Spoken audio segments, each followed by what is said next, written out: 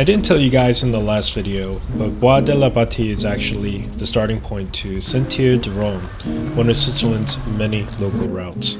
You can find the entire route on swissmobile.ch, which provides free information on all routes across the entire country.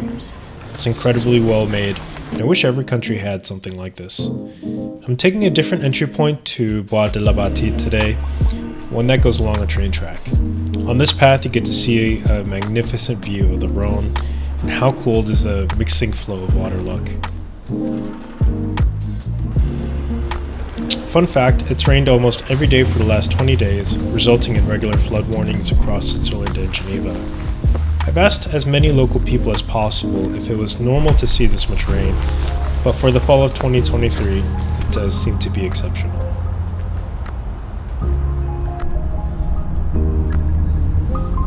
Anyhow, the entire trail is 20 kilometers up and down the hills along the Rhône, and immediately you get a sense of peace and some isolation.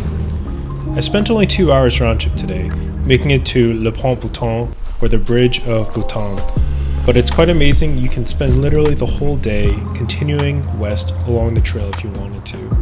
I definitely don't have the stamina yet, but I'm excited to build up to it. On the contrary, Peanut is pretty healthy, but he's always down for a free ride, and we tend to carry him where there are larger steps or steep descents to protect his joints, potentially tripping and getting hurt.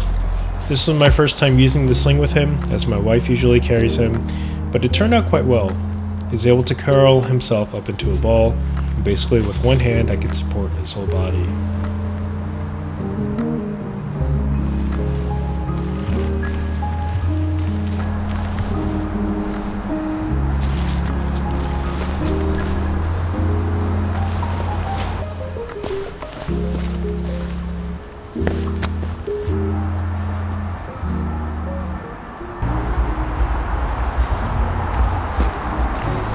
The bridge dates back to the 18th century, and of course, with renovations, is still used today.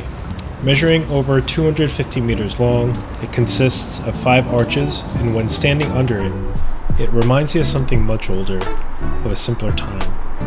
It's hard to appreciate the scale of it. It's beautiful to be under it, and you can hear the echoes, and it's a lot of fun. It's just a quick hike away from the middle of Geneva, but yeah, here we are, this old baby.